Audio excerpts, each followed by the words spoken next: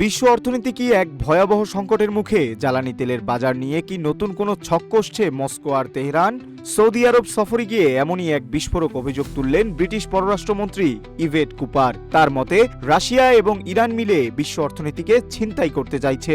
বিশ্বের অন্যতম গুরুত্বপূর্ণ সমুদ্রপথ হরমুজ প্রণালী, যেখান দিয়ে প্রতিদিন বিশ্বের মোট জ্বালানি চাহিদার একটি বিশাল অংশ পরিবাহিত হয়। ইরানের নতুন সর্বোচ্চ নেতা আয়াতুল্লাহ মুস্তফা খামেনির হরমুজ প্রণালী বন্ধ করে দেওয়ার হুমকির পর থেকেই বিশ্ববাজারে তেলের দাম ব্যারেল প্রতি $100 ছাড়িয়ে গেছে। সৌদি আরবে এক সংবাদ সম্মেলনে ব্রিটিশ পররাষ্ট্রমন্ত্রী ইভেট কুপার বলেন, এটি কোনো বিচ্ছিন্ন ঘটনা নয়, বরং রাশিয়া ও ইরান সুপরিকল্পিতভাবে বিশ্ব অর্থনীতিকে জিম্মি করছে।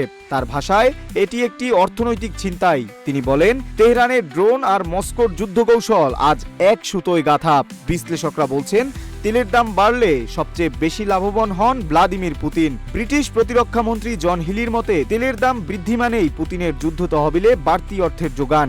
ইউক্রেন যুদ্ধে কোণঠাসা রাশিয়া এখন ইরানের অস্থিতিশীলতাকে ঢাল হিসেবে ব্যবহার করতে চাইছে। তেলের দাম বাড়লে পরিবহন খরচ বাড়বে, যা সরাসরি প্রভাব ফেলবে সাধারণ মানুষের নিত্যপণ্যের বাজারে। ব্রিটেন সহ পশ্চিমা দেশগুলো এখন মরিয়া হয়ে মিত্রদের সাথে আলোচনা করছে, যাতে কোনোভাবেই জ্বালানি সরবরাহ বিঘ্নিত না হয়।